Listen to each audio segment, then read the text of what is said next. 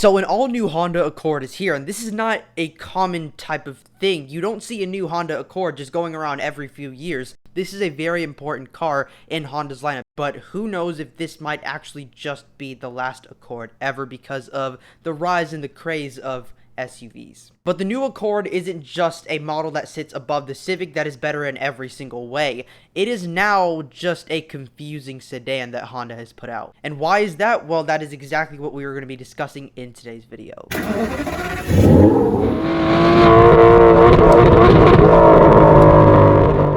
So if you're new to my channel, please subscribe down below to help me achieve my dream of becoming a successful YouTuber. I make all types of content on this channel, from everything from car reviews to vlogs to my personal opinions to redesigning cars to short videos and even informative videos. So basically every single thing a car guy would want in a YouTube channel. So make sure you hit that subscribe button down below and turn on post notifications so you'll be notified every single time I make a new video. But as I said, the Honda Accord is an icon in Honda's lineup, and it's supposed to sit above the Civic, but the new one confuses me, and not just a little bit, but a lot. And the ethos of the Accord has always been to sit above the Civic as its big brother, but it confuses me how that's supposed to apply to the all-new Accord. All-new Accord. Also, before we get any farther into the video, I just want to say that my mom used to own a 2021 or 2022 Honda Accord Sport 1.5T. That car was an amazing car. It handled great, and it actually accelerated way better than I expected it to. It was an amazing car to drive. I have a review coming on it. I filmed it a few months ago. But that car, in terms of design, interior, everything, it was better than a Civic in every single way. Like, there's no doubting that. I've test driven a Civic and an Accord back to back. Like, it's night and day comparing the two. But before we get into every other thing that doesn't make sense about the new Accord, such as the powertrains, let's just start off with the interior. And it's supposed to be more premium than the Civic, as it always should be with an Accord compared to the Civic. But just take a moment to see at least 5 differences between these two interiors. The only difference I see is the optional 12-inch infotainment display.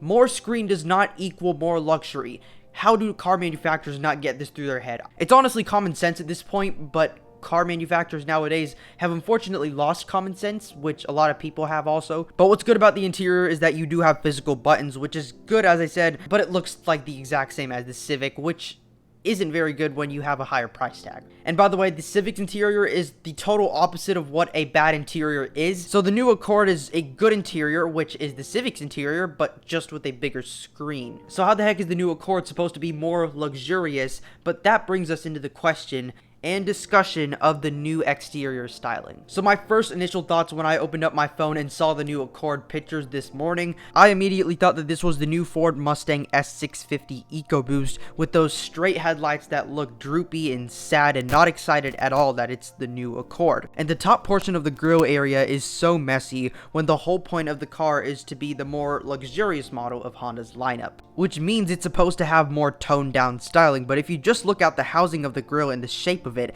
there are angles literally everywhere, which does not make any sense because the angles and lines do not go anywhere and they don't connect to anything inside of any of the graphics in the front of the car, or should I say the lack of graphics in the front of the car. And if you take a look at the entire body of the new Accord, which we'll discuss in like 1 minute, it is smooth and there is not much going on in the design. So what made them put this angular grille on a smooth body? Well, I don't know the answer. That's why I'm asking y'all. Let's just take a look at the bottom portion of this car's bumper, or basically the grille. The bottom portion of the grille looks as exciting as a desert that has severe drought. It looks unhappy that it's called the new Accord because it looked itself straight in the mirror and realized that the Civic looks more premium. I never thought I would say that. And for a fact, I know that I'm going to tick a lot of people off right now, but with everything that is going on in the design of the car, actually, with everything that's not going on in the design of the car, the front, the side, the rear, that's what I'm talking about, but especially the front. And in the front end with all the plastic surrounds on every single housing of the graphics, it looks like it should be some sort of base model car in Honda's lineup. But instead, this is what we have for the flagship sedan. But before we get into any more of my thoughts and my confusion about the new Accord, let's just talk about the engines. And the previous generation Accord 1.5T and 2.0T were loved by car enthusiasts, and guess what? Honda took that away from us. With the 2.0T now being gone to the graveyard, it is not very sporty anymore, which feels very enterprise cheap rental car-ish. I feel so bad saying that. That's not even a real term also.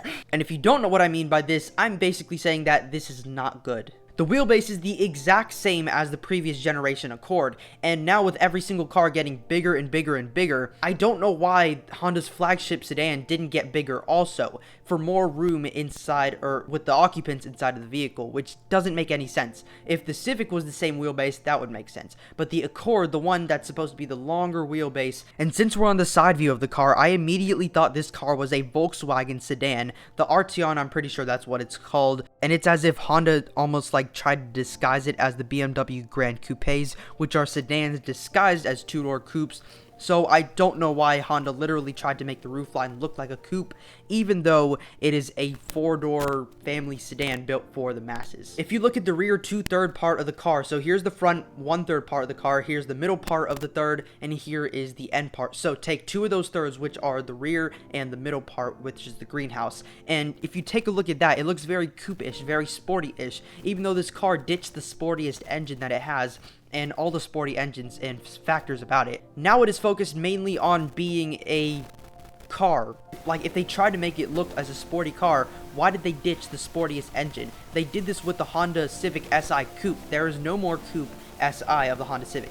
So there is just the sedan version, and they keep taking away cars that we actually love and replacing it with cars that we don't love as much. But the side view of it has no dynamic feel in the profile, unlike the previous generation Accord. And what makes this even worse is the fact that there are no body lines or graphics in the entire side of the vehicle, besides the shoulder line, which gives me vibes of laziness and lack of excitement when designing this car, which this entire car basically is. As soon as I opened up my phone this morning again, when I saw the rear, when I swiped through the photos, I saw the rear and immediately thought that this looked like a Volkswagen taillight, or basically the entire rear looks like a Volkswagen. And what confuses me about this is that why the heck did they almost try to copy Volkswagen's homework instead of making something new? And also my friend All Car News on Instagram, TikTok, YouTube, he posted this screenshot on his story comparing it to the new Honda Accord, and now I cannot unsee those taillights. I don't know how to describe this car because it's so many different things trying to be something that it's not. Please subscribe down below to help me achieve my dream of becoming a successful YouTuber. I make all types of content on this channel, from everything from car reviews to vlogs to my personal opinions to redesigning cars to short videos and even informative videos.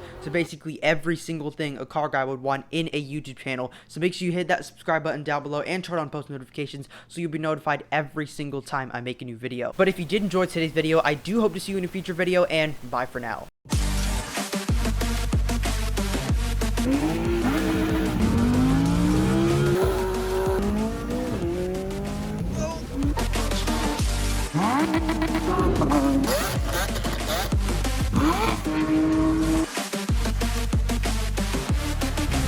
Insanity.